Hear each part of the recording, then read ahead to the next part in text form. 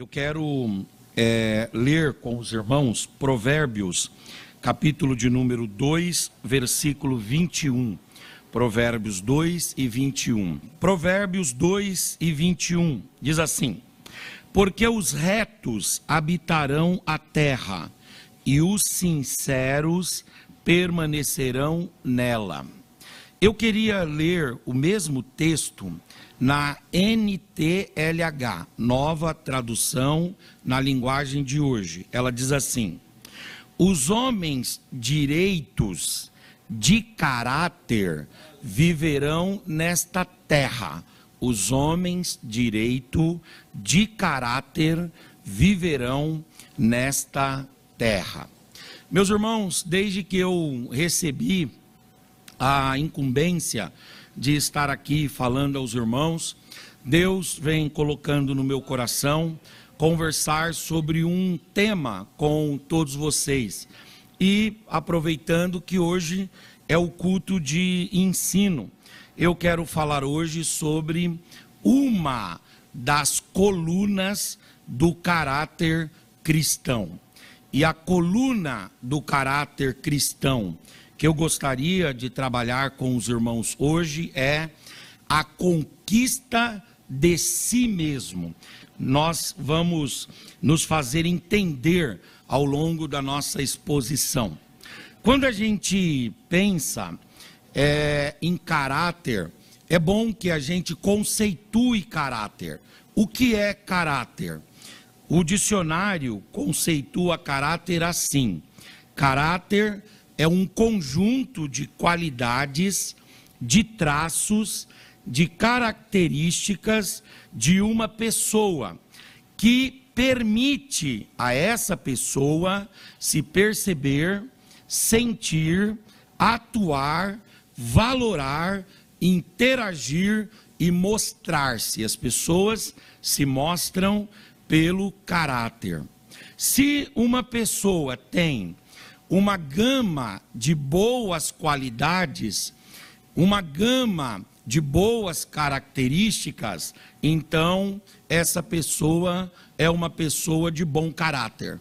Mas se uma pessoa tem uma gama de características e qualidades ruins, essa pessoa é chamada de mau caráter, porque a ideia de caráter é qualidade, é característica. As características boas estão naqueles que têm bom caráter, e as características ruins pertencem àqueles que têm caráter mau, caráter ruim.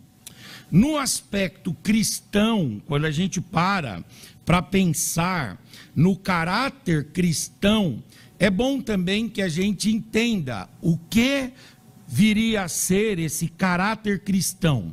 O caráter cristão, ele é um conjunto de qualidades que estão presentes no cristão, que tem a ver com a conversão, tem a ver com o batismo em águas, tem a ver também com a inserção no corpo da igreja através da ceia do Senhor, tem a ver com ser um cristão funcional no reino de Deus, tem a ver com estar engajado no processo de santificação e buscando a cada dia se parecer com Jesus. Quem já aceitou Jesus, se batizou em águas, está tomando ceia regularmente, é um crente funcional no reino de Deus, está nessa busca de santificação e de aperfeiçoamento.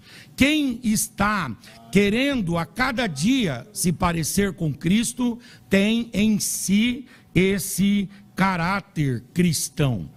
Quando a gente pensa nas qualidades que compõem o arcabouço de características do caráter cristão, a gente se lembra que existem muitas qualidades que são inerentes a um crente. Muitas características, muitas adjetivações boas que têm a ver com o caráter do cristão. E quando a gente olha para a Bíblia para buscar estas características, nós não encontramos estas características só num trecho da Bíblia. Pelo contrário, nós encontramos essas características listadas, catalogadas, arroladas. Nós encontramos estas características expostas, explicitadas em alguns textos. Por exemplo, as características boas de um cristão genuíno, autêntico, do caráter de um cristão verdadeiro, estas características estão presentes, por exemplo, no Decálogo, nos 10 mandamentos. Quem tem o caráter cristão de verdade, cumpre os mandamentos. Agora, também essas características estão presentes no Sermão do Monte, de Mateus 5, 6 e 7. Se nós lermos o Sermão do Monte, meditarmos no Sermão do Monte, estudarmos o Sermão do Monte e aplicarmos aquelas qualidades à nossa vida, nós teremos desenvolvido esse caráter cristão, esse caráter do servo de Deus. Também estas qualidades estão arroladas, estão incluídas, estão embutidas no fruto do Espírito. Quando a gente olha para Gálatas, capítulo 5, a gente vê que o fruto do Espírito desdobra-se em muitas qualidades, em muitas características, e estas qualidades, estas características têm a ver com esse caráter do cristão, esse caráter mais fino, essas qualidades, essas adjetivações que devem estar contidas na vida de todos aqueles que têm o bom caráter de Cristo em suas vidas. Agora é interessante que estas qualidades também estão presentes, é claro, além do Decálogo, além do Sermão do Monte, além do fruto do Espírito, estas qualidades também estão presentes naquelas listas que estão contidas nas epístolas, sobretudo as chamadas epístolas paulinas, quando Paulo ele vai falar das virtudes que compõem o crente, das características boas que compõem a igreja. Por exemplo, na lista que ele faz de virtudes, a lista de Romanos, capítulo 12 até o capítulo 16, ali Paulo fala de várias virtudes que são inerentes aos crentes. Por exemplo, a lista que Paulo faz em Efésios do 4 até o 5:4, quando Paulo está trabalhando o capítulo 4 e o começo do capítulo 5, Paulo traz ali traços, ele traz ali evidências, ele traz ali marcas que são daqueles que genuinamente foram lavados, remidos, reconciliados pelo Senhor e têm uma nova vida em Cristo. São virtudes, são qualidades extraordinárias que pertencem aos crentes. Por exemplo, Paulo vai dar uma outra lista de virtudes em Colossenses 1 e 10, ele vai dar uma outra lista de virtudes em Filipenses do 1:27 até o capítulo 2:18. Então Paulo vai trazer listas de virtudes, e estas virtudes, elas vão demonstrar as qualidades, as características que devem estar presentes em todos os crentes. Eu não posso me esquecer da lista de Paulo, quando ele escreve aos irmãos de Tessalônica, no capítulo 2, do 12 até o 5:23, quando ele fala sobre várias adjetivações, várias marcas, várias nuances e várias evidências de que uma pessoa é de fato e de verdade serva de Deus. Agora é interessante que também estas qualidades e estas características, elas estão presentes nos exemplos bíblicos de homens e de mulheres que tiveram de fato e de verdade um caráter ilibado, um caráter irretocável, um caráter incorrigível. Por exemplo, quando a gente pensa no caráter de Isaac, quando a gente pensa pensa no caráter de José, quando a gente pensa no caráter de Josias, quando a gente pensa no caráter dos profetas de Deus que ousaram viver dignamente, às vezes até ao revés de todo o contexto de pecaminosidade, mas eles se levantam ali com autoridade, vivendo de uma forma a iluminar uma geração. Aqui, nestes exemplos, tanto do Antigo Testamento como do Novo Testamento, nós temos nos homens e nas mulheres bíblicos a representação do que é esse caráter cristão. Agora, é interessante também que esses elementos do caráter cristão, essas características e estas marcas, não estão só nas listas bíblicas, não estão só exemplificadas e tipificadas nos personagens bíblicos, mas quando a gente olha para a história da igreja, a gente também vê homens que eram homens de caráter, homens dignos de terem as suas vidas tomadas como referência, tomadas como paradigma, tomadas como luzeiro, homens que valem a pena serem copiados, imitados, homens dons, homens únicos que Deus foi levantando ao longo da história da igreja. E a gente também vê estas características, além das listas bíblicas, dos personagens, dos homens da história e das mulheres da história, nós vemos hoje em dia irmãos que estão dentro da igreja e que a gente olha e consegue perceber nestes homens, nestas mulheres que são da nossa geração, que são contemporâneos nossos, mas que são pessoas que refletem de fato e de verdade a luz de Cristo, que exalam o bom perfume de Cristo e que possuem o caráter de um verdadeiro cristão, de um cristão genuíno. Eu sei que você também tem algum irmão que você admira na sua igreja, como alguém que tem caráter de cristão, alguém que você admira lá no seu departamento, que é uma referência, alguém que você olha e diz assim para os seus filhos: olha para o exemplo daquele irmão, olhe para o exemplo daquela irmã. Quer dizer, os elementos desse caráter cristão não são intangíveis, não são impalpáveis, não são meramente filosóficos, não. Os elementos desse caráter cristão estão presentes em pessoas, e algumas delas estão aqui esta noite, algumas delas estão aqui e podem refletir a glória de Cristo. Aleluia, aleluia e aleluia.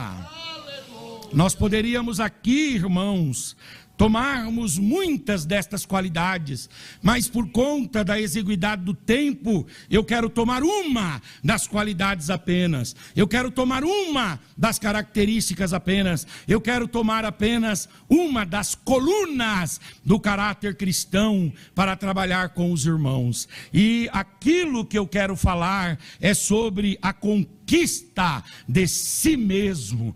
É importante que a gente lembre-se desta verdade. Nós precisamos conquistar a nós mesmos. E o que é essa conquista de si mesmo? Eu elenquei aqui algumas coisas que nos dão a ideia do que seria essa conquista. A conquista de si mesmo é o domínio próprio. A conquista de si mesmo é a autorregência. A conquista de si mesmo é a autodeterminação. A conquista de si mesmo é o controle sobre si mesmo. A conquista de si mesmo tem a ver com a lucidez, uma vida lúcida. A conquista de si mesmo tem a ver com a sobriedade. A conquista de si mesmo tem a ver com o autocontrole. A conquista de si mesmo é a vitória sobre o maior de todos os nossos adversários. O maior dos adversários não é Satanás e seus demônios. O maior adversário não é o mundo e sua pecaminosidade. O maior adversário não é outra força senão nós mesmos. As grandes batalhas da vida nós não travamos, aleluias, contra os demônios, nem contra o mundo, é contra a nossa própria carne, é contra o nosso próprio eu. E aí, aquele que conquista a si mesmo tem a maior de todas as vitórias e o maior de todos os triunfos. No Getsemane, nós temos um exemplo muito interessante. No momento que Jesus foi preso, nós temos um momento em que aparece ali um personagem que não tem controle sobre si, e nós temos um outro personagem que é Jesus Cristo, o nosso referencial, que tem total domínio sobre si. Quem não tem controle? O Pedro. O Pedro está com medo, o Pedro está descontrolado, e em nome da sua angústia e do seu descontrole, ele arranca a espada e ele corta a orelha do Malco. E aí vem Jesus. Jesus também está na mesma cena, mas Jesus tem autocontrole. Jesus, ele tem ali em sujeição a sua própria alma, e aí com calma, com lucidez, com sobriedade, com equilíbrio, ele controla Pedro. Aleluias, ele controla o Malco, ele cura o Malco, ele controla a situação. Jesus demonstra que é fundamental que nós tenhamos controle sobre as nossas impulsões, sobre o nosso coração, sobre o nosso interior. Pessoas que ficam sem autocontrole, famílias que ficam sem autocontrole, uma igreja que não tem controle também, sociedade que não tem controle, pessoas que não têm controle, geralmente causam prejuízos, aleluias, não aquilatáveis, e também geram prejuízos não aquilatáveis. Quando ficamos assim, descontrolados, desajustados, desarranjados, deslocados, não só nos prejudicamos, mas prejudicamos às vezes a nossa família, prejudicamos também os projetos de Deus na nossa vida. Por isso eu quero motivar os irmãos aqui hoje a desenvolver esse elemento que é próprio do nosso caráter cristão, o controle sobre si mesmo. Que Deus nos dê controle, em nome de Jesus. Obrigado. Uma das virtudes mais fundamentais é a conquista sobre si mesmo. É a primeira virtude que todo cristão deve desenvolver. É o chamado domínio de si.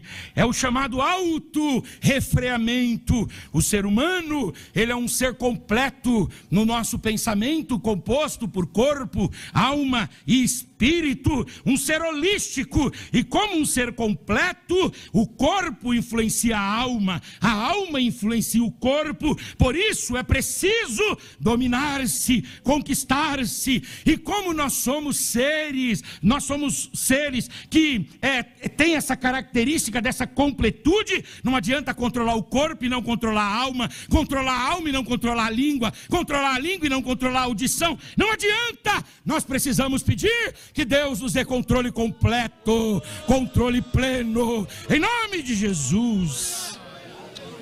Uracandoremachurabai, Uracandaramai.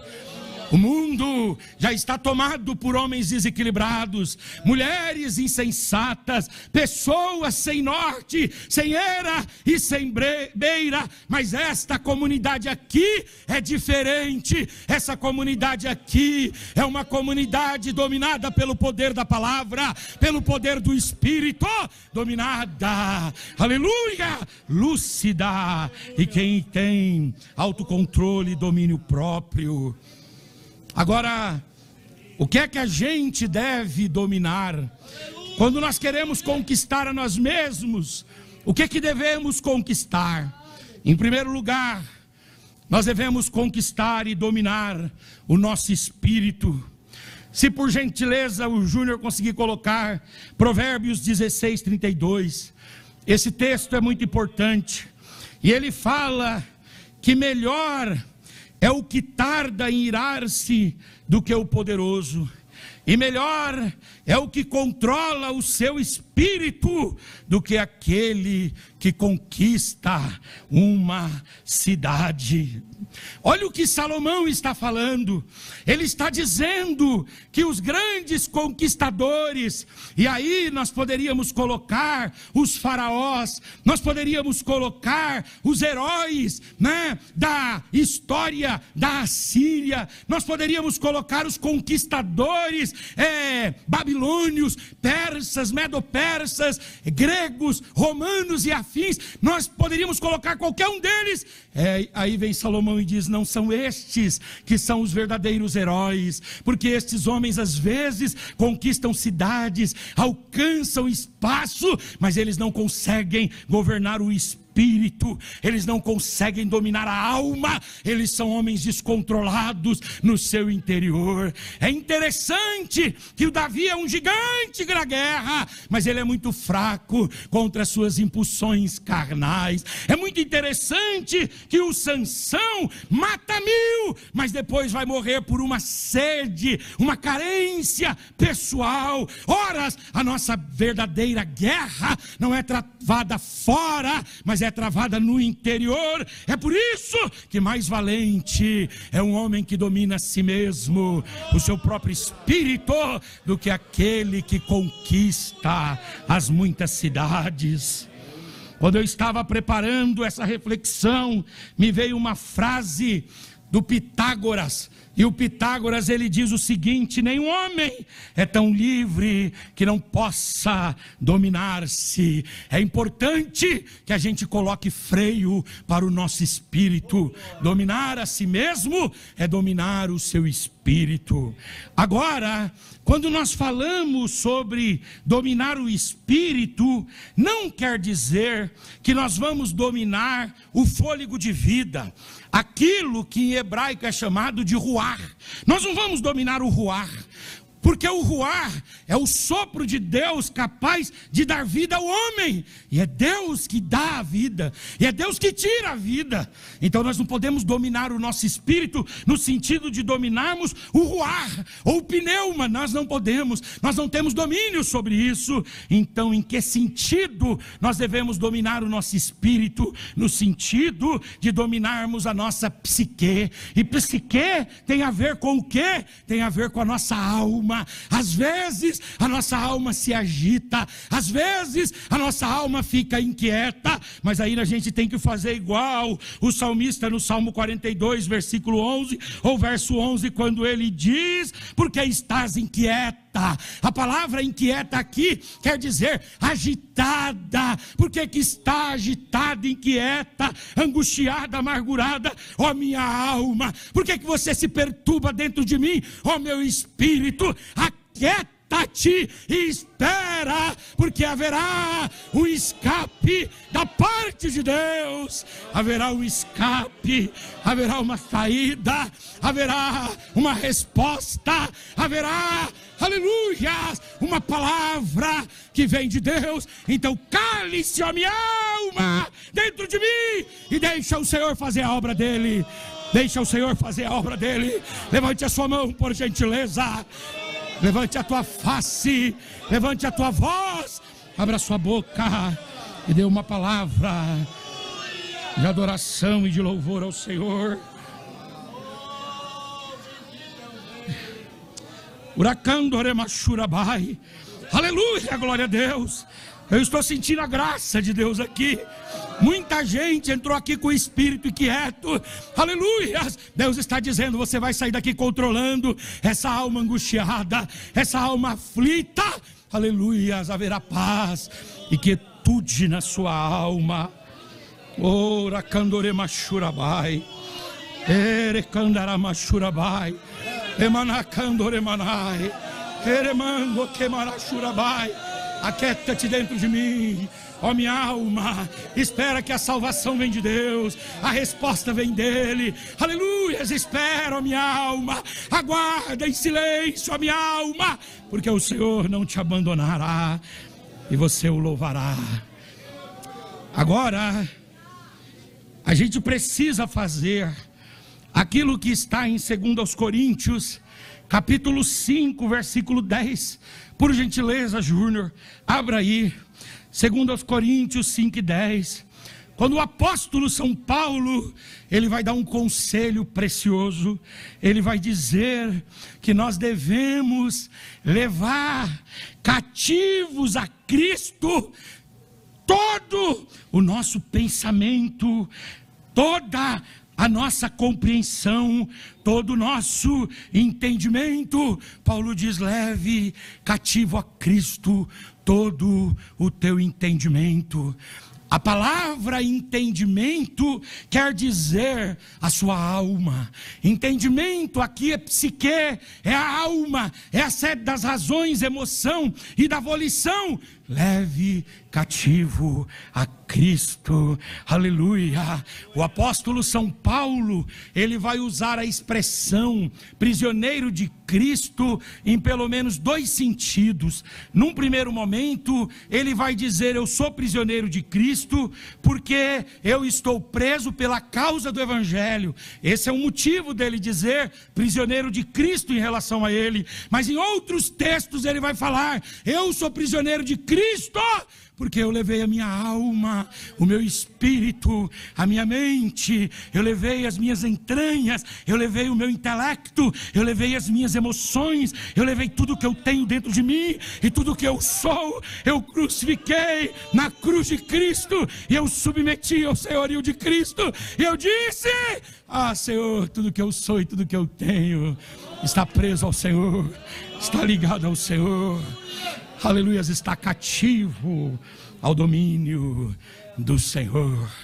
Quantos querem entregar a alma, aleluias, a Jesus? Levante a mão. Quantos querem entregar o espírito a Jesus? Levante a mão. Oh glória! Dominar-se e conquistar a si mesmo é dominar o seu próprio espírito. Agora, dominar a si mesmo, em segundo lugar, quer dizer dominar o seu próprio corpo. Olha o que Paulo vai falar em 1 Coríntios capítulo 9, versículo 24 até o 27. Não sabeis vós que os que correm nos estádios, todos na verdade correm, mas um só leva o prêmio? Correi de tal maneira que o alcanceis. E todo aquele que luta, de tudo se abstém. Eles o fazem para alcançar uma coroa corruptível, mas nós somos diferentes. Por quê? Porque nós estamos também correndo, nós estamos também como os atletas, nós estamos também nesta maratona, mas estamos buscando uma coroa incorruptível. Pois eu assim corro, Paulo diz, não como aqueles que correm a coisas incertas. Eu assim combato, não como aqueles que combatem apenas contra o ar. Eu subjugo meu corpo e eu o reduzo à servidão, para que pregando aos outros, eu mesmo não venha de alguma maneira a ficar reprovado. Paulo está dizendo: eu, por amor ao Senhor, por amor a Cristo, eu estou correndo, eu estou me disciplinando, e por amor a Cristo, eu estou subjugando o meu corpo. Dominar o corpo quer dizer comer menos. E olha quem está falando, parece um paradoxo. É difícil, né, Marquinhos? Quando você chega em casa da igreja, né? Aí você da teologia à noite, aí você chega em casa e está lá aquela janta maravilhosa. Meu Deus, aí você diz assim: ô Pai, eu tenho que subjugar esse corpo, mas é tão difícil, Pai. É tão difícil, Senhor. É tão difícil, né? Um camarãozinho, um peixe, meu Deus, uma picanha suína, bem, meu Deus, né? É tão difícil. Um Mac, pelo amor de Deus, um bolinho da Sodier, é delícia também. Um coco bambu. Você vê que são muitas opções, né? Mas é importante que a gente domine o próprio corpo. Dominar o corpo quer dizer comer não o que se quer, mas o que se deve. E vocês sabem que quando eu falo sobre isso, alguém pode dizer: há uma incoerência nesse pregador, porque ele está propondo um desafio cristão que ele não consegue cumprir na íntegra. Mas eu quero dizer para você que quando a gente prega a palavra, nem tudo e nem todo o caminho a gente conseguiu percorrer. Mas é importante falarmos e reiterarmos e reafirmarmos e dizermos novamente, para que quem sabe no meio desse caminho a gente desperte e faça o que é certo. Talvez você olhe e diga assim: eu não estou fazendo. Mas se você está no caminho certo, o Espírito e a palavra o levarão a fazer em nome de Jesus. Dominar o corpo não quer dizer privar-se apenas de algumas comidas. Dominar o corpo quer dizer privar-se de algumas bebidas. Não beber aquilo que lhe tira o vigor. Não beber aquilo que lhe traz vício. Não beber aquilo que lhe traz dependência. Muito menos aquilo que retira a saúde física ou a sanidade mental. Dominar o corpo é não bebermos qualquer coisa. A nossa igreja, por exemplo, ela prima pela abstinência total. E por que isso? Por que isso? Porque nós trabalhamos com muitos irmãos que vieram do mundo. E irmãos que vieram do mundo, se eles tomarem um pouquinho, eles abandonam a fé.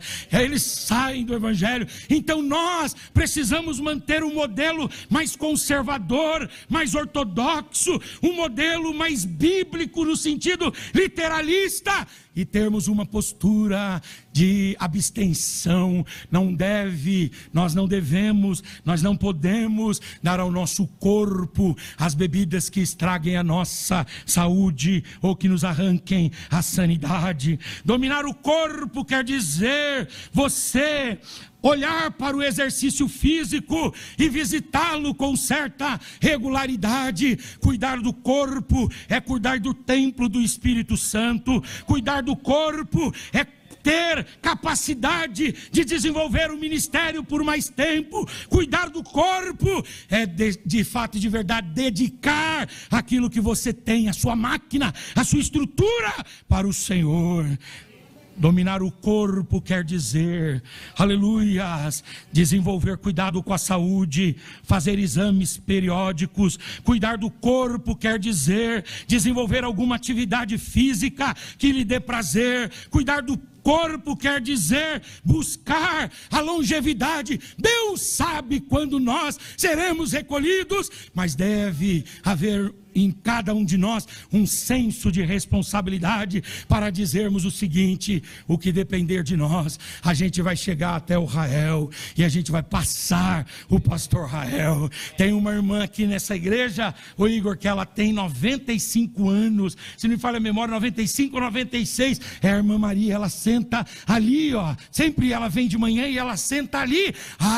Um dia desses eu fui pregar numa igreja e tinha uma irmã de 104 anos, e quando o filho dela foi ajudá-la a descer do carro, ela disse assim: eu não estou morta, dá licença. E ela entrou na igreja, aleluia. Eu estava estacionando o meu carro e eu fiquei maravilhado. Eu disse: Senhor, me dá essa graça, dominar, aleluias, o corpo.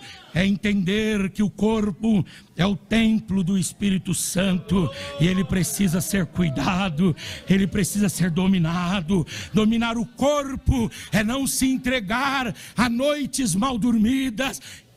Você deve cuidar da sua noite de sono, descansando o máximo que você puder, não dormindo tudo, mas dormindo algumas horas, capaz de te refazer. Dominar o corpo é você entender que através do seu corpo você louva a Deus, através dessa máquina, através dessa estrutura, você trabalha no reino de Deus. Deus vai dar saúde para você, Deus vai dar longevidade para você. Em nome de Jesus, domine o seu corpo, em nome de Jesus. Aleluia. Pega na mão desse irmão e diga: cuida dessa máquina, porque ela tem prazo de validade. Diga: ela tem prazo de validade. Cuida dela em nome de Jesus. Cuida dessa potência, aleluia. Cuida dessa estrutura. Cuida, aleluias, desse organismo, aleluias. Nós homens temos dificuldade de fazer exame. Que o Senhor nos coloque maturidade na mente e que a gente faça. Que o Senhor, irmãos, Deus, aleluia, haja em nós, nos dando a consciência de que se tivermos melhor saúde, poderemos servir por mais tempo. Poderemos servir por mais tempo. Para concluir, nós devemos dominar o nosso orgulho e devemos dominar as impulsões carnais. Mas como é que a gente faz para se dominar, para conquistar a si mesmo, para ter o seu espírito, o seu corpo, a sua alma em sujeição? Nós temos aqui um remédio e uma saída bíblica. Em primeiro lugar, quem quer conquistar a si mesmo deve viver uma vida de oração. A oração é um meio poderoso para desenvolver o autocontrole. E quando nós fazemos orações regulares, através da regularidade de nossas orações, nós conseguimos desenvolver maior autocontrole. Quando eu estava preparando isso aqui, me veio à mente o Daniel, que ele era dedicado, disciplinado, ele tinha o seu corpo, a sua agenda, aleluia, bem disciplinada, todos os dias, durante o tempo que ele morou lá na Babilônia. Nós sabemos que o Daniel morreu na Babilônia, mas os comentaristas dizem que ele morreu com mais de 80 anos, Daniel morreu ancião, mas todos os dias, ele tirava um tempo para orar, e ele orava 3 vezes ao dia, em dias de chuva, em dias de sol, em dias felizes, em dias tristes, em dias que estava tudo bem, e em dias que as coisas não iam tão bem assim. Lá ia ele ao seu lugar de oração, a janela voltada para Jerusalém, e lá com disciplina, ele ia entregando a sua alma, o seu espírito, as suas demandas, as suas causas e as causas do seu povo ao Senhor. A oração, quando ela é exercida com regularidade, quando ela é exercida com disciplina, quando ela é exercida com zelo, ela gera em nós esse senso de autocontrole. Agora, não só a oração, as escrituras também. As escrituras, quando lidas, meditadas, estudadas com regularidade, ajudam a forjar uma mente saudável.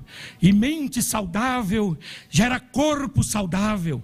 E corpo saudável e mente saudável geram hábitos saudáveis. E aquilo vai transbordando para o lar, para a família, para o trabalho. E daqui a pouco, quando você vê, através das escrituras, Deus vai te dando autocontrole. Quando eu estava preparando isso, me veio à mente o Natanael, que o Senhor Jesus, lá em João 1,48, ele vai falar do Natanael, e ele vai dizer: Natanael, eu tenho te visto. E eu tenho te visto fazendo o quê? Lendo, meditando e estudando a palavra. E eu tenho te visto aonde? Eu tenho te visto debaixo da figueira. E eu passei um dia, você estava lá. Outro dia você estava lá. Tinha dia que estava chovendo, você estava lá. No frio você estava lá. E com esta disciplina que as escrituras inseriram em você, aleluia, glória a Deus, você é um homem que tem controle. Você é um judeu em quem não há dolo, não há intenções perversas e malignas. Você é um judeu verdadeiro. Você é um homem equilibrado. Vem e me segue.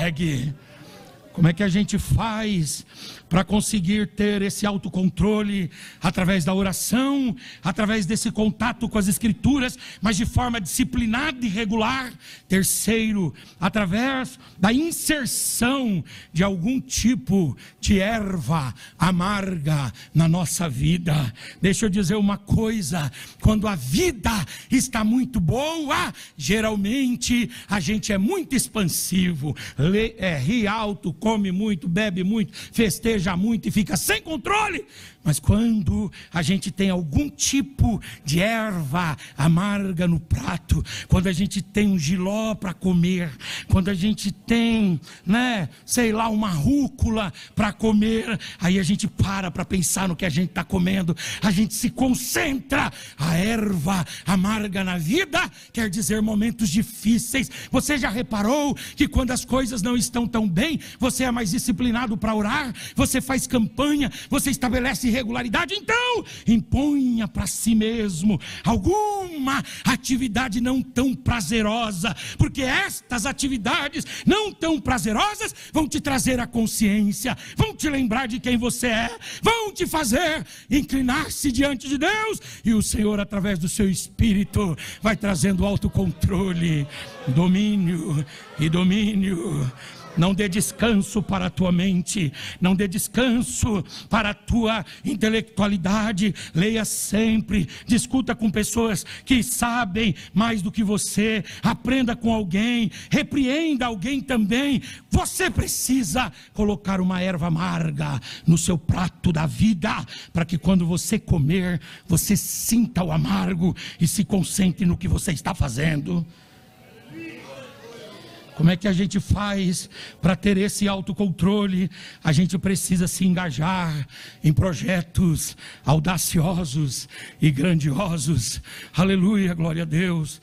Eu creio que Deus vai te dar projetos audaciosos. Obrigado, Igor. E projetos audaciosos e grandiosos. Você já reparou que quando você não tem compromisso no dia seguinte, você se desconcentra na hora que você vai dormir, sim ou não?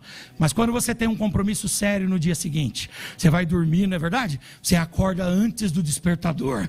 Quando a gente tem algum tipo de projeto, algum tipo de trabalho, algum tipo de missão, algum tipo de engajamento, a gente fica mais concentrado e domina mais o nosso espírito, o nosso corpo e a nossa alma. Levante a sua mão e diga assim: Jesus, me dá mais domínio próprio.